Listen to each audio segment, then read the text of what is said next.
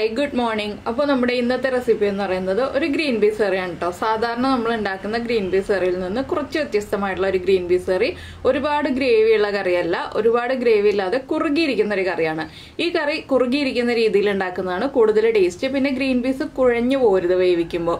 അതും കൂടി ഒന്ന് ശ്രദ്ധിച്ച് വേവിച്ചെടുത്തിട്ടുണ്ടെങ്കിൽ നമുക്ക് നല്ല ടേസ്റ്റി ആയിട്ടുള്ള ഗ്രീൻ പീസ് കറി ഉണ്ടാക്കാം. ഈ ഒരു കറി നമുക്ക് അപ്പത്തിന്റെയും പുട്ടിന്റെയും ചപ്പാത്തിയുടെയും പൊറോട്ടയുടെയും ഒക്കെ സൈഡ് ഡിഷ് ആയിട്ട് കഴിക്കാൻ പറ്റുന്നതാണ് ട്ടോ. നമ്മുടെ പൂരിയുടെയൊക്കെ കൂടെ കഴിക്കുന്നതിനേക്കാൾ ടേസ്റ്റ് അപ്പത്തിനും ചപ്പാത്തിക്കും പുട്ടിനും ഒക്കെ കഴിക്കുന്നതാണ്. അപ്പോൾ എങ്ങനെയാണ് നമ്മുടെ ഗ്രീൻ പീസ് കറി നമുക്ക് തയ്യാറാക്കുന്നത് നോക്കാം. നമുക്ക് നമ്മുടെ ഇൻഗ്രീഡിയൻസ് നോക്കാം. നമ്മളിപ്പോൾ ഒരു 1/2 cup green peas overnight soak ചെയ്തെടുത്തിട്ടുണ്ട്. ഓവർനൈറ്റ് അല്ലെങ്കിൽ 8 മണിക്കൂർ സോക്ക് ചെയ്തെടുക്കുക. അതിലേക്കായിട്ട് 2 മീഡിയം വലിപ്പമുള്ള സവാള എടുത്തിട്ടുണ്ട്. അതുപോലെ തന്നെ ഒരു തക്കാളി എടുത്തിട്ടുണ്ട്. 4-5 അല്ലി വെളുത്തുള്ളി എടുത്തിട്ടുണ്ട് കേട്ടോ. വലിയ വെളുത്തുള്ളിയും ചെറിയ വെളുത്തുള്ളിയും ഉണ്ട്. അതുകൊണ്ട് തന്നെ ഞാനൊരു 5 അല്ലി വെളുത്തുള്ളി എടുത്തിട്ടുണ്ട്. ഒരു വലിയ പീസ് ഇഞ്ചി എടുത്തിട്ടുണ്ട്. 2 പച്ചമുളക് എടുത്തിട്ടുണ്ട്. പച്ചമുളകിന്റെ എരിവെന്ന് പറഞ്ഞിട്ടുണ്ടെങ്കിൽ നമുക്ക് ചെറുതായിട്ട് മതി. ബാക്കിയുള്ള പൊടികളുടെ എരിവാണ് കൂടുതലായിട്ട് വേണ്ടത്. അതുകൊണ്ടാണ് 2 പച്ചമുളക് എടുത്തിട്ടുള്ളത്. അപ്പോൾ ആദ്യം നമുക്ക് ഈ ഗ്രീൻ പീസ് ഒന്ന് കുക്ക് ചെയ്യാൻ വെക്കണം. ഗ്രീൻ പീസ് കുക്ക് ചെയ്യാൻ വെക്കുമ്പോൾ നമ്മൾ ഒരു സവാളയുടെ ഒരു 1/4 ഭാഗവും കൂടി ചേർത്തിട്ടാണ് കുക്ക് ചെയ്യാൻ വെക്കുന്നത്. സവാള സാധാരണ നമ്മൾ നീളത്തിൽ കട്ട് ചെയ്യുന്ന പോലെ തന്നെ കട്ട് ചെയ്തിട്ട് സവാളയും കൂടി ചേർത്തിട്ട് കുക്ക് ചെയ്യാൻ വെക്കുക. അതിൻ്റെ കൂടെ കുറച്ച് കാര്യങ്ങളും കൂടി ചേർക്കണം. അപ്പോൾ ആദ്യം നമുക്ക് സവാള ഒന്ന് നീളത്തിൽ കട്ട് ചെയ്തെടുക്കാം. അതിനുശേഷം നമുക്ക് ബാക്കിയുള്ള കാര്യങ്ങളും കൂടി ചേർത്ത് ഗ്രീൻ പീസ് ഒന്ന് കുക്ക് ചെയ്യാൻ വെക്കാം. അപ്പോൾ നമ്മൾ നമ്മുടെ ഗ്രീൻ പീസ് വേവിക്കാനായിട്ട് ഒരു കുക്കർ വെച്ചിട്ടുണ്ട്. കുക്കറിലേക്ക് നമ്മൾ കഴുകി വൃത്തിയാക്കി വെച്ചിരിക്കുന്ന ഗ്രീൻ പീസ് ഇട്ട് കൊടുക്കാം. ഗ്രീൻ പീസിൻ്റെ കൂടെ തന്നെ നമ്മൾ എടുത്തു വെച്ചിരുന്ന സവാള ഉണ്ടല്ലോ, സവാള നീളത്തിൽ ഇതുപോലെ കട്ട് ചെയ്തിട്ട് അതിൻ്റെ ഒരു 1/4 ഭാഗം ഇട്ട് കൊടുക്കുക. പിന്നെ നമ്മൾ ഇതിലേക്ക് ചേർക്കുന്നത് ഒരു 1/4 ടീസ്പൂൺ പെരിഞ്ജീരകം പൊടിച്ചത്, നമ്മുടെ വലിയ ജീരകം പൊടിച്ചത് അതാണ്. 1/2 ടീസ്പൂൺ മഞ്ഞൾപ്പൊടി, ഗ്രീൻ പീസിന് ആവശ്യമായ ഉപ്പ്, ഇത്രയും ചേർത്തിട്ട് നമുക്ക് ഗ്രീൻ പീസ് നമ്മുടെ കയ്യിലുള്ള ഗ്രീൻ പീസിന്റെ വേവ് അനുസരിച്ച്, എൻ്റെ കയ്യിലുള്ള ഗ്രീൻ പീസ് 2 വിസിൽ വരുമ്പോൾ കുക്കായി കിട്ടും. ഞാനിപ്പോൾ 1 കപ്പ് വെള്ളം ചേർത്തിട്ട് കുക്ക് ചെയ്തെടുക്കാൻ പോവാണ്.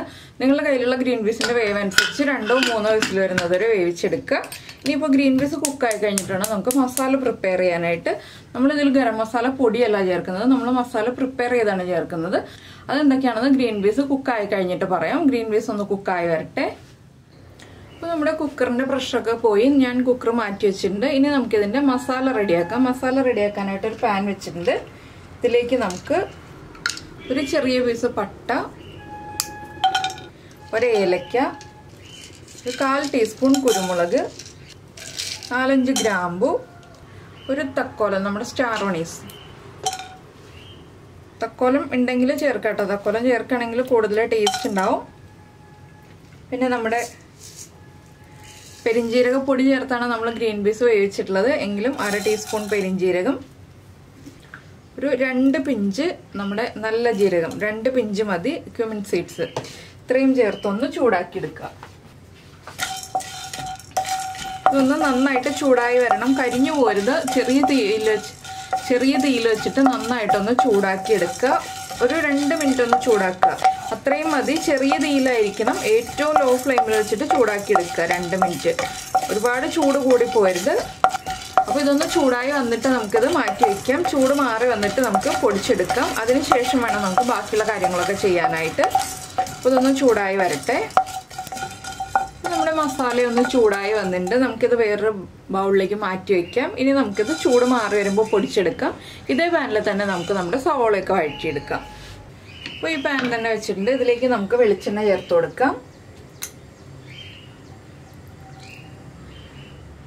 വെളിച്ചെണ്ണ ഒന്ന് ചൂടായി തുടങ്ങുമ്പോൾ നമുക്കിതിലേക്ക് കടുക് ആഡ് ചെയ്യാം. കടുകൊന്ന് പൊട്ടി വരട്ടെ.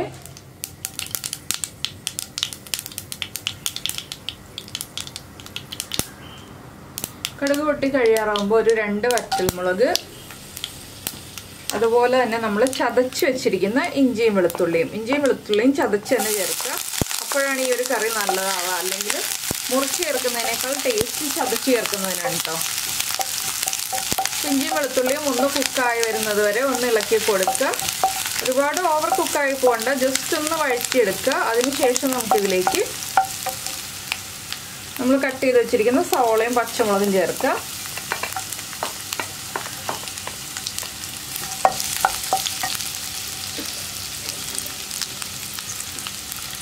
ഇതിൻ്റെ കൂടെ തന്നെ നമുക്ക് കറിവേപ്പിലയും കൂടി ചേർത്ത് കൊടുക്കാം.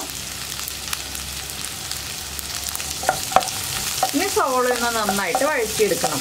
ഈ സമയത്ത് നമ്മുടെ മസാലയുടെ ചൂട് മാറിയിട്ടുണ്ടെങ്കിൽ നമ്മുടെ മസാല ഒന്ന് പൊടിച്ചെടുക്കാം. അപ്പോൾ നമ്മുടെ സവോള ഒന്ന് കുക്കായി വരുന്ന സമയത്ത് നമ്മുടെ മസാലയൊക്കെ പൊടിച്ച് റെഡിയാക്കി വയ്ക്കുക. അതിന് ശേഷം നമുക്ക് ബാക്കിയുള്ള കാര്യങ്ങൾ നോക്കാം. അപ്പോൾ നമ്മുടെ സവോളയൊക്കെ നന്നായിട്ട് കളർ മാറി വന്നിട്ടുണ്ട്. നമുക്കിതിന് ഇതിലേക്ക് പൊടികൾ ചേർത്ത് കൊടുക്കാം. ഫ്ലെയിം കുറച്ച് വെച്ചിട്ട് ഒരു 1.5 ടീസ്പൂൺ മല്ലിപ്പൊടി, അതുപോലെ തന്നെ 1/4 ടീസ്പൂൺ കാശ്മീരി ചില്ലി പൗഡറാണ് ഞാൻ ചേർത്തിട്ടുള്ളത്. എന്താണെന്ന് വെച്ചാൽ നമ്മൾ കുരുമുളക് മസാലയിൽ പൊടിച്ചിട്ടുണ്ട്, പച്ചമുളക് സവോളയിൽ വഴറ്റിയിട്ടുണ്ട്. അപ്പോൾ ഇനി നമ്മൾ മുളക് പൊടി എരിവുള്ളത് ചേർക്കുകയാണെങ്കിൽ വല്ലാതെ എരിവ് കൂടിപ്പോവും. അതുകൊണ്ട് തന്നെ ഫ്ലെയിം കുറച്ച് വെച്ചിട്ട് കാശ്മീരി ചില്ലി പൗഡർ ചേർക്കുകയാണെങ്കിൽ നമ്മുടെ കറിക്കൊരു കളറും കിട്ടും. അതുപോലെ തന്നെ എരിവ് അധികം ഉണ്ടാവുമില്ല. നിങ്ങൾക്ക് എരിവ് കൂടുതൽ വേണമെന്നുണ്ടെങ്കിൽ 1/2 ടീസ്പൂൺ നല്ല എരിവുള്ള മുളക് പൊടി ചേർത്താൽ മതി കേട്ടോ. അപ്പോൾ ഇനി പൊടികളൊന്ന് കുക്കായി വരട്ടെ. ഇതിലേക്ക് നമ്മൾ പൊടിച്ചെടുത്ത മസാല ഒരു ടീസ്പൂൺ ഇപ്പോൾ ചേർത്ത് കൊടുക്കാം. മസാലയും കൂടി ചേർത്ത് നന്നായിട്ടൊന്ന് കുക്ക് ചെയ്തെടുക്കുക. മസാല ഒരു 1/2 സെക്കൻഡ് കഴിഞ്ഞിട്ട് ചേർക്കാം കേട്ടോ. നമ്മുടെ മല്ലിപ്പൊടിയും മുളക് പൊടിയും ചേർത്ത് 1/2 സെക്കൻഡ് കഴിഞ്ഞിട്ട് മതി മസാല ചേർക്കുന്നത്. എന്താണെന്ന് വെച്ചാൽ മസാല നമ്മൾ ചൂടാക്കി പൊടിച്ചതാണല്ലോ, അപ്പോൾ അതിനധികം കുക്കിംഗ് ടൈം ഇല്ല. അതുകൊണ്ടാണ്. ഇനി പൊടികളൊന്ന് കുക്കായി തുടങ്ങുമ്പോൾ തന്നെ നമുക്ക് നമ്മൾ കട്ട് ചെയ്ത് വെച്ചിരിക്കുന്ന തക്കാളി ചേർത്ത് കൊടുക്കാം.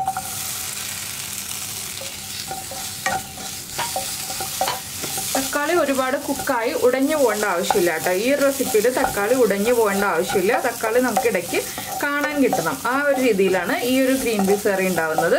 അപ്പോൾ തക്കാളി ഒന്ന് കുക്കായി തുടങ്ങിയാൽ മതി. എല്ലാ മസാലകളും ചേർന്ന് നന്നായിട്ടൊന്ന് മിക്സ് ആയി വന്നിട്ട് തക്കാളി ഒന്ന് കുക്കായി തുടങ്ങുന്നത് വരെ നമ്മളൊന്ന് ഇളക്കി കൊടുത്തുകൊണ്ടിരിക്കുക.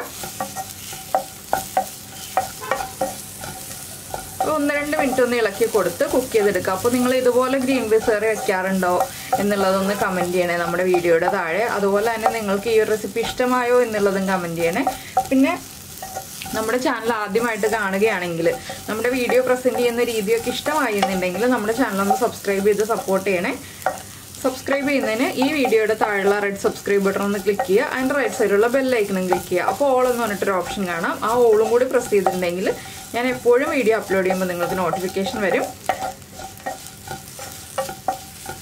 അപ്പോൾ നമ്മുടെ തക്കാളിയൊക്കെ ഒന്ന് കുക്കായി തുടങ്ങുന്നുണ്ട്. ഇനി നമുക്കിതിലേക്ക് നമ്മൾ വേവിച്ച് വെച്ചിരിക്കുന്ന ഗ്രീൻ പീസ് ചേർക്കാം. ഗ്രീൻ പീസ് ഓവറായിട്ട് കുക്കായി പോരുത്, എന്നാൽ ആവശ്യത്തിന് കുക്കാവുകയും വേണം, കുഴഞ്ഞു പോരുത്. ഗ്രീൻ പീസിൽ വെള്ളം കുറവാണെന്നുണ്ടെങ്കിൽ തിളപ്പിച്ച വെള്ളം ചേർക്കാം കേട്ടോ. ഇനി പച്ചവെള്ളം ചേർത്ത് കൊടുക്കരുത്, തിളപ്പിച്ച വെള്ളം മാത്രം ചേർക്കുക. പച്ചവെള്ളം ചേർത്തിട്ടുണ്ടെങ്കിൽ നമ്മുടെ കറിയുടെ ടേസ്റ്റ് തന്നെ മാറിപ്പോവും.